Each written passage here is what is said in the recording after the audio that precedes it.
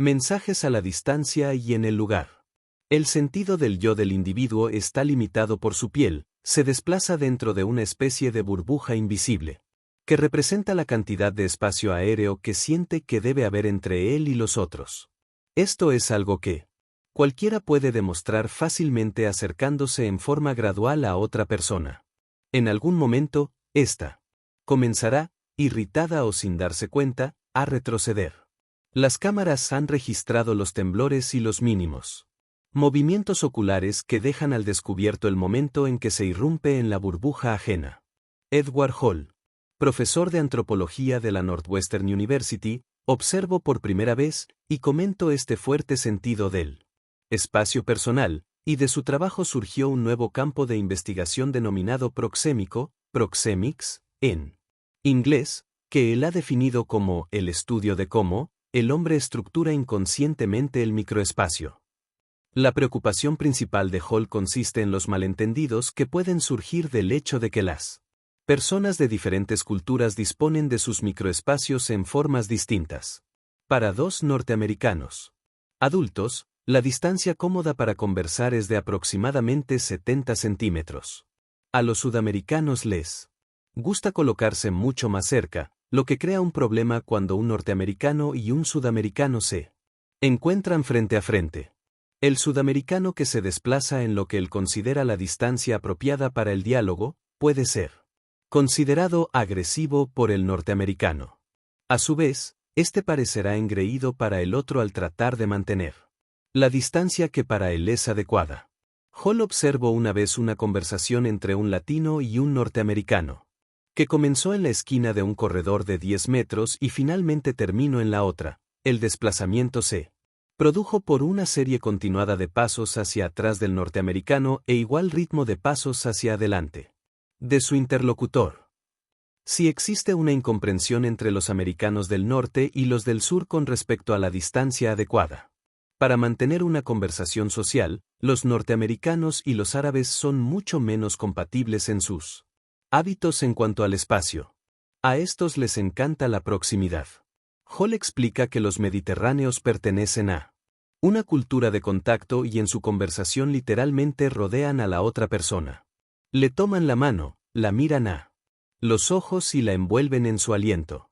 Una vez le pregunté a un árabe cómo se daba cuenta cuando le llegaba a otra persona, me miró como si estuviera loca y me dijo, si no llego a él es porque está muerto. El interés del Dr. Hall por el uso que hace el hombre del microespacio despertó a comienzos del año 1950. Cuando era director del programa de Instrucción .4 en el Instituto Nacional del Servicio Exterior. Al conversar con norteamericanos que habían vivido en el extranjero, descubrió que muchos de ellos se hablan sentidos sumamente afectados por diferencias culturales de una naturaleza tan sutil como para que sus efectos se percibieran casi exclusivamente en un nivel preconsciente. A este fenómeno se lo denomina generalmente shock cultural. El problema es que relativamente hablando, los norteamericanos viven una cultura de no contacto. En parte es el resultado de su herencia puritana. El Dr. Hall señala que pasamos años enseñando a nuestros hijos a no aproximarse demasiado, a no recostarse sobre nosotros. Equiparamos el contacto físico con el sexo de tal manera que al ver a dos personas muy cerca la una de la otra, presumimos que están cortejándose o conspirando. En situaciones en que nos vemos forzados a estar demasiado cerca de otras personas, como en el subterráneo, tratamos cuidadosamente de compensar ese desequilibrio. Miramos hacia otro lado, nos damos vuelta y si se realiza un contacto físico real, los músculos del lado en que éste se produce se pondrán automáticamente tensos. La mayoría de nosotros consideramos que esta es la única manera correcta de proceder. No puedo soportar a este tipo, dijo un corredor de bolsa refiriéndose a un colega. Algunas veces debo viajar con él en el subterráneo y prácticamente se deja caer sobre mí, siento entonces, como si una montaña de gelatina caliente avanzara hacia mí. Los animales también reaccionan frente al problema del espacio y en forma que es predecible para cada especie. Muchos poseen una distancia de fuga y una distancia crítica. Si cualquier ser viviente suficientemente amenazador Aparece dentro de la distancia de fuga del animal, este huirá. Pero si el animal se ve acorralado, y la amenaza entra en el ámbito de la distancia crítica, entonces atacará. Los domadores aparentemente manejan a los leones, porque conocen milímetro por milímetro la distancia crítica del animal.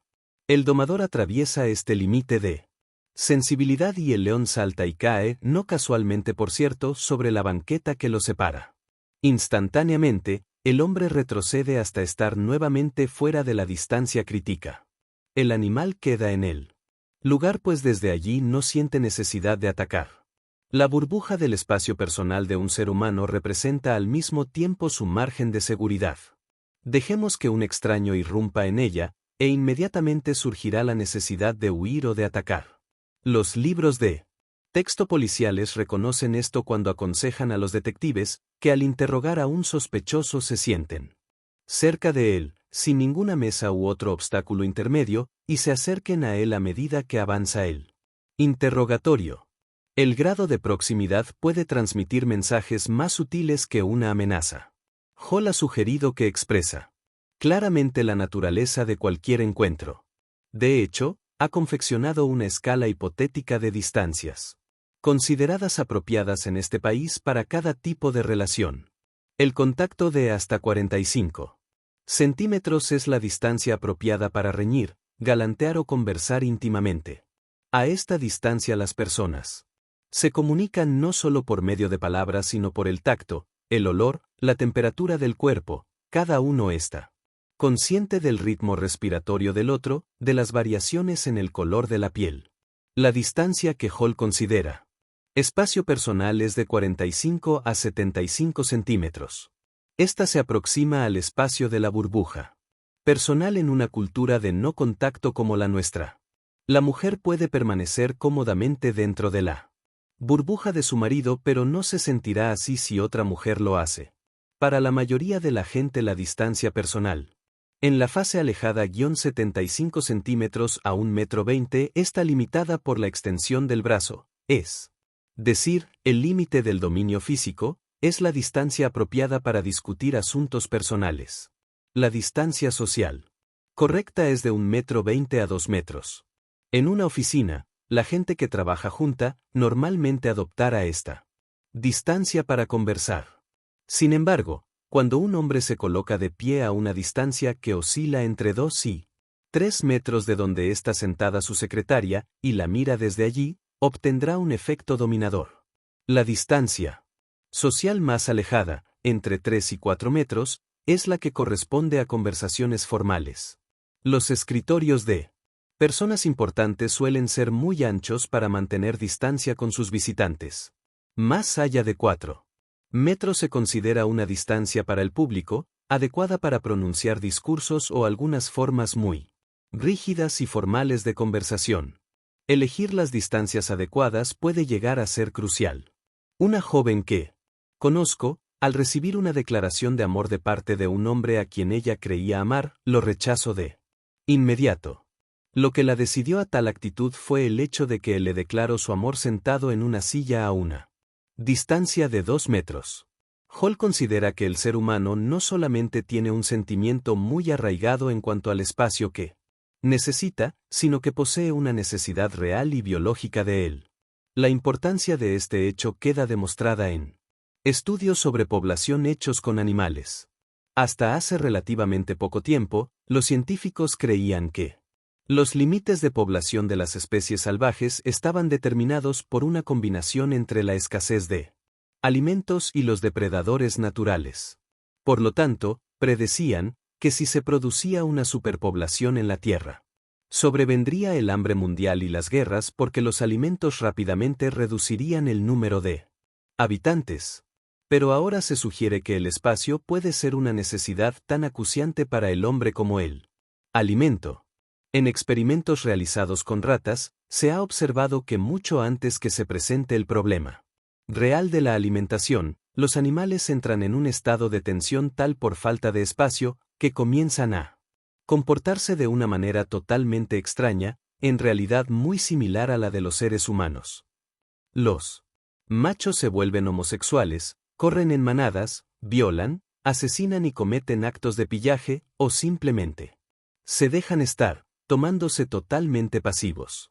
Este fenómeno descorazonante se denomina derrumbe del comportamiento. Para un mundo enfrentado con la superpoblación, las implicancias de este problema son alarmantes a pesar de que algunos científicos todavía dudan si se puede o se debe generalizar entre seres humanos y animales.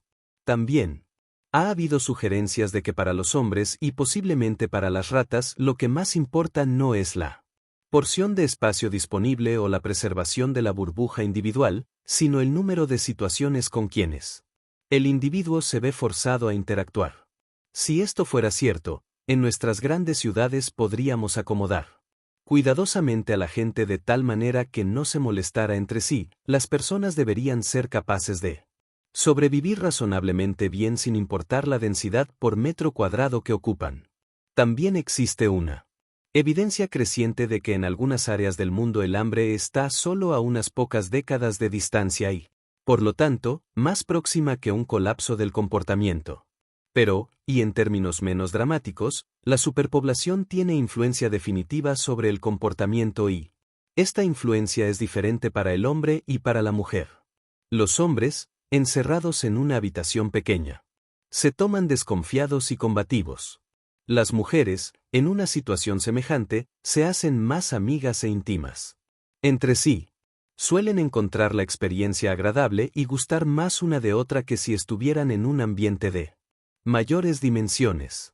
En un espacio reducido, un jurado enteramente masculino dará un veredicto más estricto, mientras que uno femenino será más benigno. Otros psicólogos han ideado experimentos basados en las observaciones de Hall acerca del comportamiento proxémico de los norteamericanos. Su evidencia sugiere que la forma en que los seres humanos se ubican entre sí puede ser determinada no solo por su cultura y la relación que ésta implica, sino también por otros factores. En una reunión social, las personas necesariamente estarán de pie y muy juntas para poder conversar. Lo mismo sucede, según se deduce de los experimentos, cuando la gente se encuentra en un lugar público tal como un parque. Adam Kendon sugiere que en público la gente necesita demostrar más claramente el hecho de que está junta, que están por emplear el término técnico, y de esta manera pueden permanecer en una pequeña burbuja de intimidad.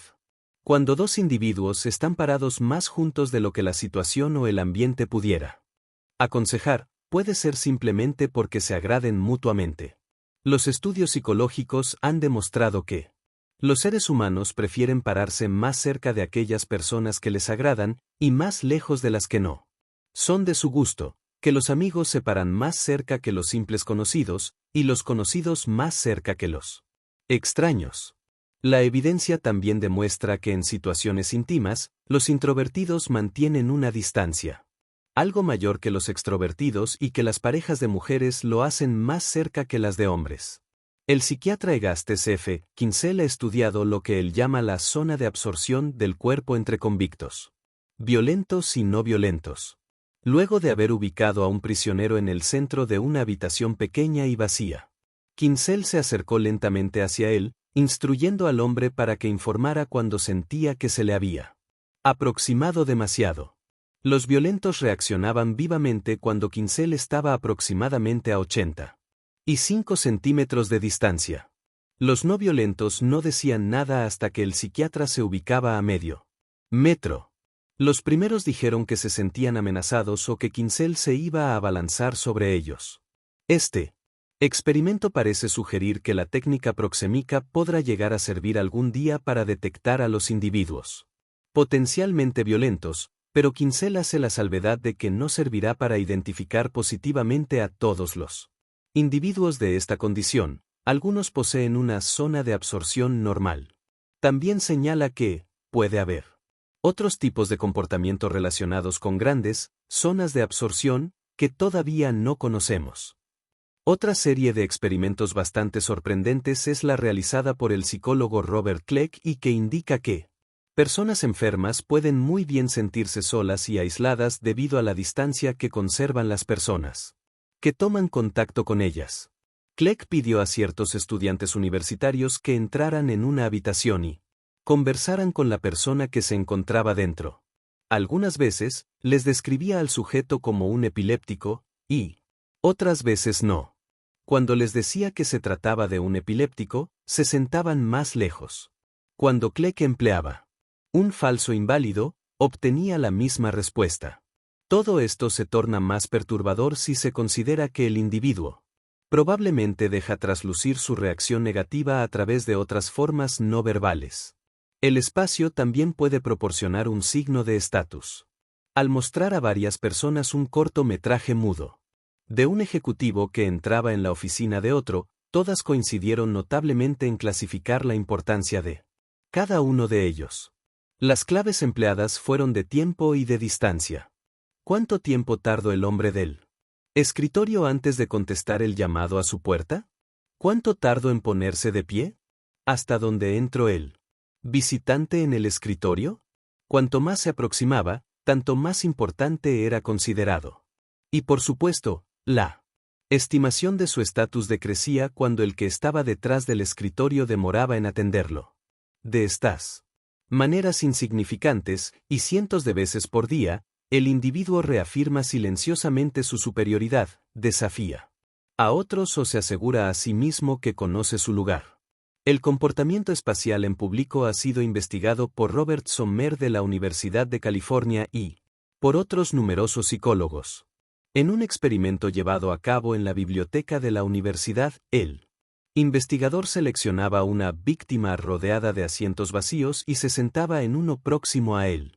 Esto viola reglas sociales implícitas, puesto que si hay suficiente espacio libre, se espera que uno mantenga la distancia. La víctima generalmente reaccionaba con gestos defensivos e incómodos, cambios de postura o trataba de apartarse, sentándose en el borde de la silla. Pero si el investigador no solo se sentaba cerca de él, sino que luego se aproximaba aún más, con frecuencia la víctima huía. Rara vez se hace una protesta verbal porque a pesar de que las personas tienen un fuerte sentido acerca de la ubicación respectiva en lugares públicos, este sentimiento no se suele expresar con palabras. Los norteamericanos tienen otras reglas no verbales acerca del espacio. Cuando dos o más personas están conversando en público, dan por sentado que el terreno sobre el que están paradas les pertenece temporariamente y que nadie osara penetrar en él. Los especialistas en cinesis han observado que esto es realmente así. Efectivamente, si alguien tiene que bordear un grupo en estas condiciones, bajará notoriamente la cabeza al hacerlo. Si el grupo está en su camino y él debe forzosamente pasar a través de él, agregará unas palabras de disculpa al tiempo que baja la cabeza. Por otra parte, Hall hace resaltar que para los árabes, el espacio público es espacio público. Si una persona está esperando a un amigo en el hall de un hotel y otra persona tiene una ubicación preferencial, el árabe se le aproximará y se detendrá a su lado, a una distancia bien corta. Con mucha frecuencia, esta táctica da por resultado que la otra persona se retire furiosa pero en silencio, a no ser, por supuesto, que se trate de otro árabe. Algunas veces la gente trata de hacer notar la posesión de una porción de territorio público tan solo por la ubicación que elige. En una biblioteca vacía, alguien que simplemente quiere sentarse solo, selecciona una silla en la punta de una mesa rectangular, pero en cambio, el que quiere desanimar abiertamente a otra persona a que se le aproxime, se sienta en la silla del medio. También podemos ver el mismo fenómeno en los bancos de las plazas. Si la primera persona que llega se sienta en una punta, la segunda lo hará en el otro extremo y después de esto. Suponiendo que se trate de un banco corto, si la primera persona se sienta exactamente en el centro, podrá lograr mantenerlo para ella sola durante un lapso. La posición relativa que adopta un individuo puede representar un signo de estatus. El líder de un grupo automáticamente se dirigirá a la cabecera de una mesa rectangular. También parece que en general un jurado reunido para elegir presidente, si está sentado ante una mesa rectangular, tiende a elegir a uno de los que ocupan las cabeceras. Más aún, los individuos que eligen esos lugares suelen ser gente de mucho estatus social y que toman parte activa en las discusiones. Adam Kendon señala que cualquier grupo de personas, al estar de pie y conversar, adopta lo que él llama una configuración. Si se colocan en forma circular, es casi seguro que todo el grupo es parejo. Los grupos que no lo son tienen tendencia a formar una cabeza y la persona que ocupa ese lugar será, formal o informalmente, el líder. Los lugares que se asignan a los alumnos en un aula son casi siempre impuestos físicamente y pueden afectar el comportamiento. Durante un seminario, si los estudiantes se sientan en forma de herradura, los que están en los extremos participan menos que los que están en el medio, y que pueden tener un contacto visual más frecuente con el profesor. Cuando los alumnos se sientan en filas, los que están en el medio suelen intervenir más que los de los costados, y aquí nuevamente la facilidad de establecer contacto visual es lo que proporciona la explicación. Otros estudios han demostrado que cuando dos personas están preparadas para competir, generalmente se sientan enfrentándose. Si piensan cooperar, lo hacen una al lado de la otra, mientras que para conversaciones comunes, lo hacen en ángulo recto. Cuando se realiza una reunión de negocios entre dos corporaciones, los equipos tomarán ubicación automáticamente enfrentándose a ambos lados de la mesa de conferencia. Sin embargo, si se produce un intervalo para almorzar, los hombres se sientan alternados entre sí en las mesas del restaurante, cada uno de ellos entre dos de la otra corporación. Toda vez que la ocasión se define como social, los individuos tratan cuidadosamente de mezclarse, así como antes evitaron hacerlo. El espacio comunica. Cuando se forma un conjunto de personas que conversan en un grupo, en una reunión o en los parques de una universidad, cada individuo define su posición dentro del grupo por el lugar que ocupa. Al elegir la distancia, indica cuánto está dispuesto a intimar. Cuando toma ubicación en la cabeza del grupo, demuestra cuál es el rol que espera desempeñar. Cuando el grupo queda inmóvil en una configuración especial y cesa todo movimiento, es una señal inequívoca de que han cesado también las comunicaciones no verbales. Todos los interesados están de acuerdo, aunque sea temporalmente, en cuanto al orden de precedencia de cada uno y el nivel de intimidad que debe mantenerse.